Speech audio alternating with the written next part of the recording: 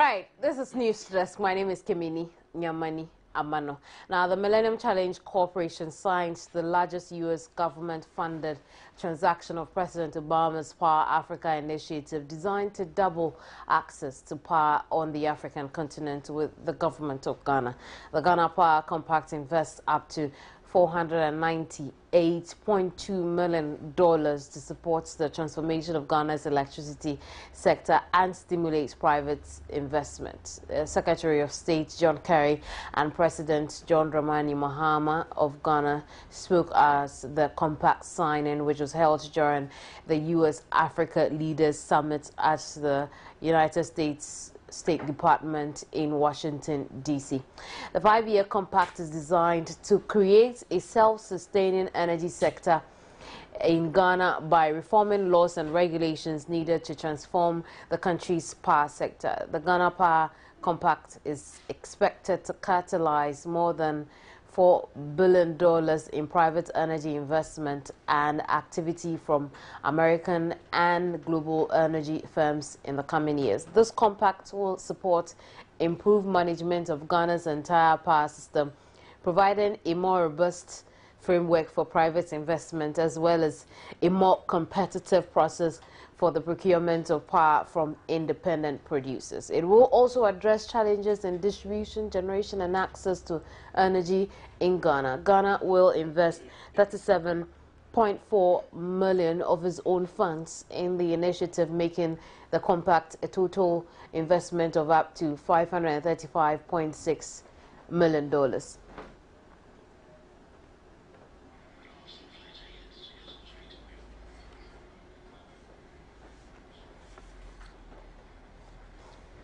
And I'm sure you're asking yourself, did we find the magic wand to deal with the energy challenges we face, the power challenges we face here in the country?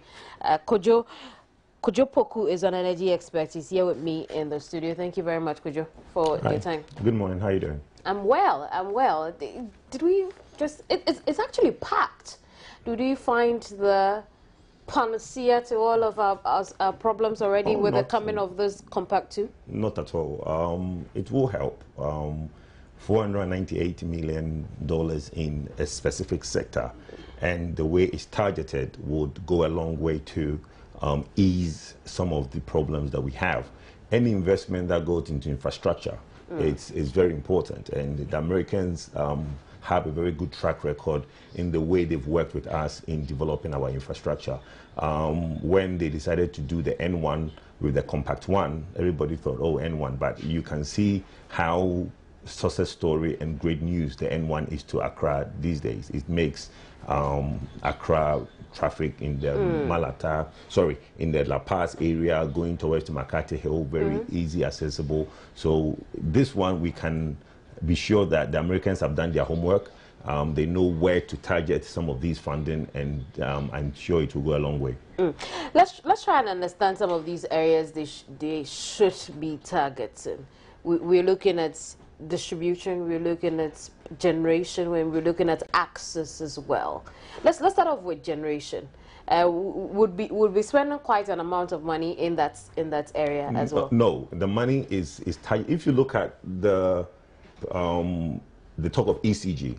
ECG is not at the generation end. ECG is at distribution end. So you look at the target of it is to go towards ECG. So it's more of the distribution end, not the generation. Generation will have been VRA. I do admit though that indeed a chunk of the money would go to the ECG end, but it has a generation factor, and hopefully in the course of our conversation we'll engage the VRA on this as to how it will benefit as the sole generator of power in the country.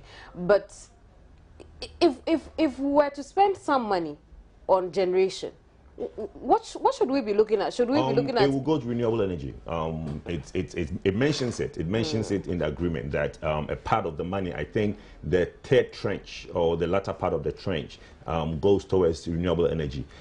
As per the renewable energy law, which is enacted in Ghana now, every year that VRA and all the other generators generate energy without a renewable energy component, they are flouting the law. So they pay a penalty to one of the commissions. Okay, so VRA also has the obligation that within a certain timeline, they're supposed to have a certain segment of their generation to be renewable energy. So I'm sure that part of the compact money will go towards VRA or towards generation to enable them to do the investment they needed in the renewable energy.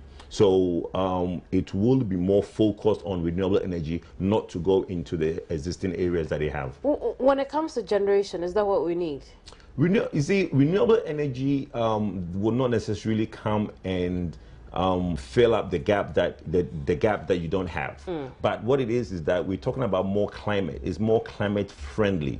Okay, people are talking about reducing carbon generation, making the world a better place, ozone layer and all that. So what the European Union and the Western world is trying to help Ghana with is to make sure that we mitigate some of these carbon emissions that we have. That is why the drive towards renewable energy. And they think that if a certain percentage of our energy generation is renewable energy, it would go a long way to make the world a better place, make Ghana green, as they call it.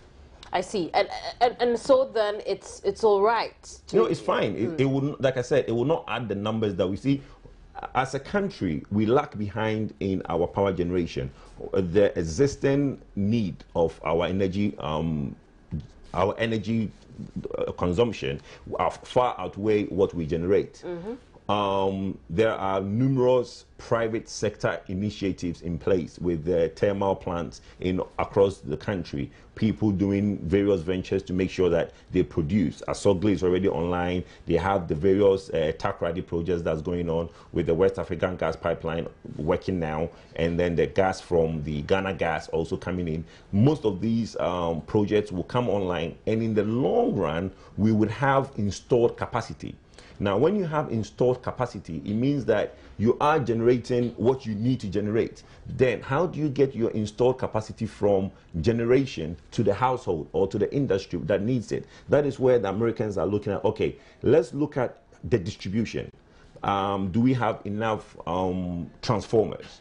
Are there connections from the pole to your house, from the 161 kV? Because what it is that the big transformers are now stepped down so that it is now connected to the house. That connection from the 161 kV to the household or to the industries, how well is that connectivity? What is the percentage of power loss? If you talk to Gridco, they will tell you the amount of power that we lose whenever we do the generation. Let's say we are generating 1,000 megawatts. It will translate in a certain amount of kilowatts hour. How much of that? So now we are talking about distribution. Distribution, yes. Now, just before we get into distribution proper, I want us to wrap it up properly again on renewable energy. Right. What are our real prospects when it comes to renewable energy? My take on renewable energy would be small hydros. Okay, there is a lot of talk about solar. But you see, the solar mathematics is very complicated in the sense that if you look at the number of cells you need to put in place to be able to get maybe one megawatt of energy, it's quite vast. Though we have abundance of sunshine in the country, the solar technology has not advanced to micro the project. Most of these are quite huge panels, acres of panels to be laid down for the photocells to absorb the sunshine, to turn it into electricity. The banks of batteries that is needed to store these energy powers. It has not really developed to make it very compact.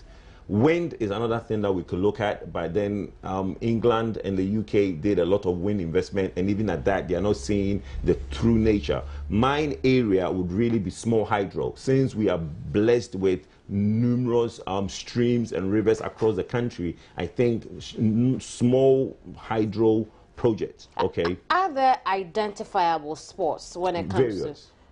Various. If you go to the Ministry of Energy now, they'll give, one of these days I'll bring you a copy. There is a map in the Ministry of Energy and also at the Energy Commission that tells you all the various streams across the country that's been identified as possible renewable energy spot. And when we talk of renewable energy in hydro, we are talking everything from 0 to 100 megawatts. Okay, so small generation, 25 megawatts, 30 megawatts, 50 megawatts, and they've identified so many areas from the northern part of the country to the southern part of the country. They've identified various streams that can be used for renewable, but we cannot do that in isolation. We can look at biomass. Okay, there's a lot of waste in the country. Zoom Lion is also doing something with the dumping of the waste that they have, I think in the Nsawam area or something. So with all the waste that's being generated in the country, how we are being engulfed by a lot of filth. How do we now turn that filth into power to work for us? So that also can be looked at. How do we turn biomass into energy? And so then there are real prospects. Let's move away from the generation point. Perhaps when we get Fletcher over the phone, we'll come back to it briefly. Let's look at access. We are spending about $10 million on access alone. How would that help? When you mean $10 million on access, what do you mean? According to the project overview, the access projects will cost about $10 million out of the over 400 we are getting. So in order to get access or to expand access to power, we are spending about $10 million on that project alone. Right. Well, you see, the thing is, you have to look at the various stages of your power chart. Now, we've looked at generation. Now, how do you assess it? Now, okay, they've been this SHEP program that's been going on.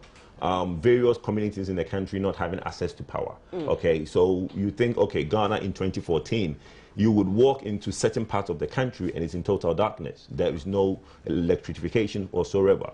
Now, do we still go ahead and only concentrate on areas that have electricity and better that area, or do we now expand the SHEP program, which has been going on for so many years, to make sure that communities that are vital to our country have electricity, the cocoa growing areas, some of the rural areas that do a lot of production for the farmers, would they also have access to electricity? So that would also be needed, but I don't think $10 million is enough for that. I think that's the starting point. That's the starting investment into the project. Well, I think there is an ongoing access program, so I think that's only going to add to what already exists, because the government of Ghana has already been spending money on the ongoing basis to expand electricity. Considering we already have a backlog or a deficit in power supply, expanding access, does it do anything really? It's like saying that every Ghanaian should have electricity. Yes, everybody should have it. By the equal opportunity that exists in the country, I don't see why I live in Accra and I've got electricity and my grandmother in the village does not have electricity. I think it should be equal access and everybody should have it. The reason we don't have electricity in the whole of the country is because of poverty. But yes, everybody should have electricity. Let's talk about distribution, because distribution has been the biggest deal coming to this, especially when we hear that we would be outsourcing the management of ECG. We don't know to who, we don't know how. Well, most likely it'll be an American company. I don't know. Well, you're telling me. The Americans, I mean... You're telling me. But you know why I'm saying you're telling me? Because I've seen another document that actually indicated how this company will be selected and how it needs to have a lot of a lot of experience when it comes to sub-Saharan Africa. All companies that have worked, if you look at the Compact One, which is all companies that work, you know, the Millennium Challenge Corporation did not only do the N1, they did a lot of laboratory equipment purchases, they did a lot of laboratory expansion in the country. I had the chance to look at some documents of some people who were tendering documents to everything, any money spent by the Millennium Challenge Corporation goes through the Millennium Challenge company. We'll talk about whether it's such a bad thing for an American company to have the outsourcing contract. But Sam Fletcher is over the telephone line. He's joined the conversation. Thank you very much, Sam, for joining us here. Good morning. How will the VRA, as a power producer, benefit from this compact? Well, I think that it's important we establish it straight away that part of the problems that we have had as a country in terms of energy sufficiency has been because of inadequate investment into the sector. So any investment that comes into the sector is straight away good news. Obviously, you would want to look at some of the details as to how one benefits. I think that for us, one area that has always been a challenge is fuel security or supply of especially cheap gas for us to be able to produce electricity and make it affordable for the people. Basically, what we know, and I don't claim to know too much about this, but what we know is that part of that money will go into establishing an LNG. LNG is a liquefied natural gas infrastructure somewhere in Abuazi, which will help, the supply of gas to our thermal plants. And I also know that already part of that investment has gone into a full study, a first phase study of where that LNG facility will be located.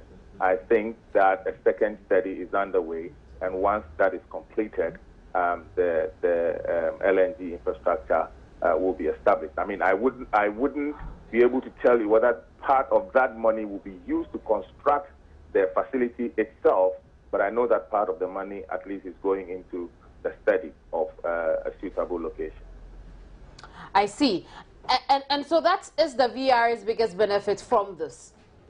I wouldn't be able to say whether it's the VRA's biggest benefit, but for us, if we have enough fuel to, or if you like, cheap fuel to be able to generate from our thermal facilities, that will also go a long way to help consumers, because then it cuts down on their bill, because you and I know that if we keep generating with crude oil, it is simply not sustainable. So we are always going around looking for ways of getting natural gas to be able to power our machines. Now, when we hear of the fact that within this compact there is a power generation element, we thought that there was going to be perhaps an open market for power generation, so more persons will be encouraged to come aboard. Do you see that happening with this compact? I'm not too sure, but one of the things you need to know is that when any kind of investment you get, you need to think about using it profitably. See, there's always the risk that you use a certain investment and eventually don't end up getting what you're supposed to get. We at VRA, if we get constant supply of gas, reliable supply of gas, that also means reliable supply of electricity, and we would have achieved a bigger part of our mandate. I'm not sure I get that. If you get let me see if I understand you. If you get what I'm saying is that if part of that money is invested into fuel security, if we can get reliable gas, and reliable gas supply means, LNG facility means reliable gas supply. If we can get that, if that is the only thing VRA can get from us, that is reliable supply of gas is equal to reliable supply of electricity from our end. That would be a fantastic thing to do. So how about the backlog that we've always battled with? The fact that the energy demand we are meeting now perhaps is what we should have met maybe 5 years ago. Fine. What you're trying to say is using that money to expand or to build capacity, okay? You can build all the plants in the world. If you don't have fuel to power them, there will be white elephants sitting there doing nothing. So it's important that you scale it to a way where you need to see the priorities. Which one is more important? And I think that fuel security is more important than building plants. Right. So I'm going to have you hold the line a bit. In the studio with me is Kojo Poku. Kojo Poku is an energy expert. Kojo, what do you think? I want to ask Mr. Fletcher a question. I understand him talking about energy security, which is very important. But then he also mentioned that crude is very expensive. Now, I've heard the talk of LNG. Personally, I don't think is the right way to go. To VRA, yes, they need the security of having the source readily available. But the question I want to ask him is at what cost? Because the cost of an LNG at present is over $1 billion. To build an LNG plant will not cost you anything less than $1 billion. Now, is VRA ready to take gas readily available at a much higher cost? Is that what the thought is? That's something I wanted him to like expand on. Do you have a response to that? Sorry? Do you have a response to the question? I do. I mean, it sounds a bit academic to me to say that the cost of building an LNG facility is $1 billion. What I'm saying here is that I know that part of that money has been used or is being used on a study for the location of an LNG facility. Now, as to whether that money is going to be used to construct the structure itself, I don't know. And I think I established that right from the beginning. No, sir. No. But again, let me finish. You asked the question. Right. Sam, go ahead. What I'm saying here is that no matter the cost of liquefied natural gas, it is less expensive than crude oil. And that should be established immediately. So anything that is cheaper than... Hello, Sam, are you there?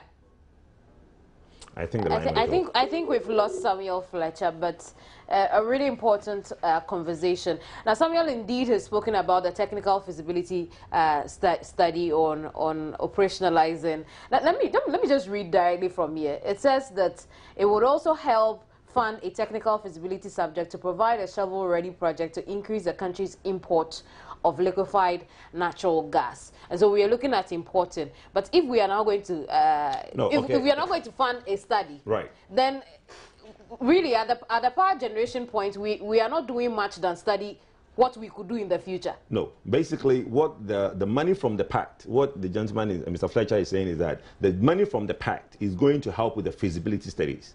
When the feasibility studies is there, then you're not going to look for your investors to come in. It's basically what I'm saying. Then yes. It means we are not adding much. No. Ghanaians wouldn't see direct impact. Not immediately. Not immediately. Yes, but but it will help with a study that an investor can also look at.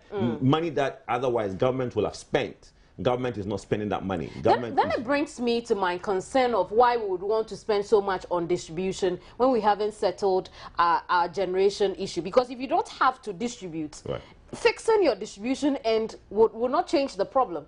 Well, what the average Ghanaian will see immediately, and that goes back to answer your first question, what the average Ghanaian will see immediately is the distribution. Because already we have installed capacity. And what the VRA is concerned about is that we have installed capacity, though we have a lot of projects going on. If you don't have energy security, which is the supply of gas to these plants, okay, how do you now promise constant supply of electricity? But since that is in place, what you look at now is how does the average Ghanaian see the benefit, and that is distribution, transformers, new transformers, making sure that there's computerization in terms of the grid. Now, in parts of the country, when your light goes down or an area goes down, it automatically shows up on the computer at the ECG engineering office. That is the sort of thing that they need to put in place. We would have to wrap up now. So at the end of the day, when power comes to my home, right, now that we have signed on this over $400 million compact, we are supposed to look for 30 million and add to that. I'm not sure where we'll get that from. But basically, the energy ministry is not here to answer that. But basically, we have this. At the end of the day, when power comes to my home, am I to expect any change in the short to medium term? Yes, not short to medium term. I mean, I'll tell you short to medium. This is a 5-year program.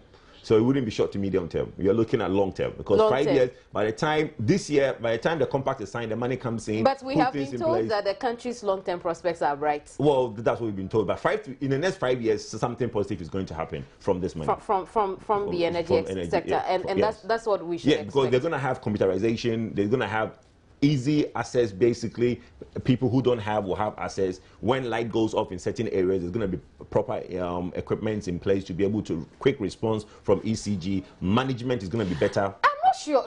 Doesn't it sound like deja vu to you? Like, haven't you heard all of these before, especially with the introduction of the prepaid meters, and we were told all the sweet things, and nothing has happened. With me, my belief is that in Ghana, we've gotten to realize something. When something new is announced and is being handled by Ghanaians, people don't have enough hope in them. But when something is announced and is going to be handled by Americans, so to say, then we might expect something better, because they will bring all the knowledge that otherwise we do have, but we are not implementing it. They will bring it and implement it.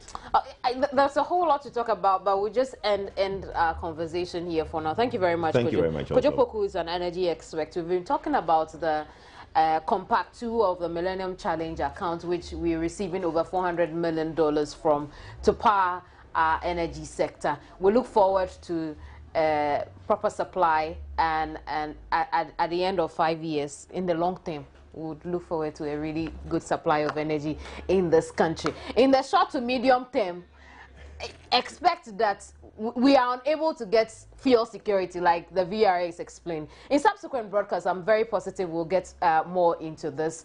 You're watching News Desk. Let's move on to other matters. The National Health Insurance Authority has suspended 3 more health facilities from providing services to NHI subscribers. I'll tell you more about it. Don't go away.